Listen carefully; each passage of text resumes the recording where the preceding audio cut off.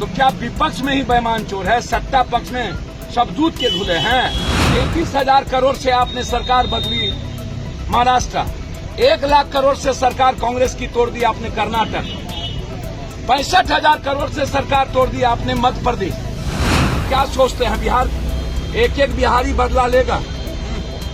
हम इसके पक्ष में नहीं हैं। जो गलत है आप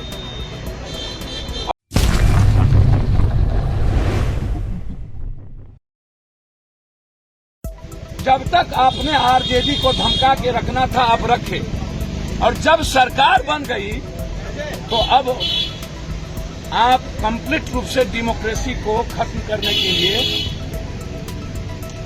आप इंस्ट्रूमेंट इस्तेमाल कर रहे हैं। आप जो बेईमान है, जो चोर है, आप उसको जेल भेजिए, मेरा उस पर कोई आपत्ति नहीं। तो क्या विपक्ष में ही बेईमान चोर है? सत्ता पक्ष में शबदूत के धुले हैं। 33,000 करोड़ से आपने सरकार बदली महाराष्ट्र, 1 लाख करोड़ से सरकार कांग्रेस की तोड़ दी आपने कर्नाटक, 65,000 करोड़ से सरकार तोड़ दी आपने मध्य प्रदेश।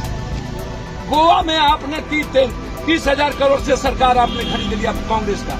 मणिपुर में मात्र 2 सीट आप एमएलए बने हैं, सरकार बना लिए। क्या ये डेमोक्रेसी है? आप इतने दिनों से कहां थे? क्या सोचते हैं बिहार? एक एक बिहारी बदला लेगा? हम इसके पक्ष में नहीं हैं। जो गलत है आप, और मैं नीतीश कुमार जी से कहना चाहूंगा, नीतीश जी, बिहार हमेशा मर्द होता है, हमेशा चैलेंज स्वीकार करता है।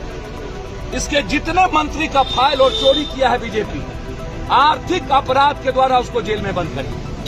अब वक्त आ गया है चुप नहीं बैठने का, आर पार लड़ाई लड़ने का।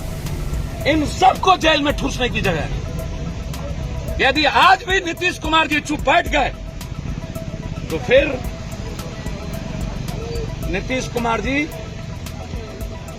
आपकी सरकार को और आपके लोगों को कभी बिहार की जनता माफ नहीं करेगी। आप हिम्मत दिखाइए, और जितने लोग जल नल योजना से सारी योजना में पैसा घोटाला किया है, बिहार के मंत्री एमएलए पर आर्थिक अपराध बैठा करके यदि आज बिना पुलिस के वो रेड कर रहा है सीआरपी के बदौलत, और एक भी बिहार पुलिस नहीं, सबको अलग कर दिया गया, तो आप भी बिहार पुलिस और बीएमपी के द्वारा इन चोरों के घर पर रेड करके इनको जेल में भेजिए।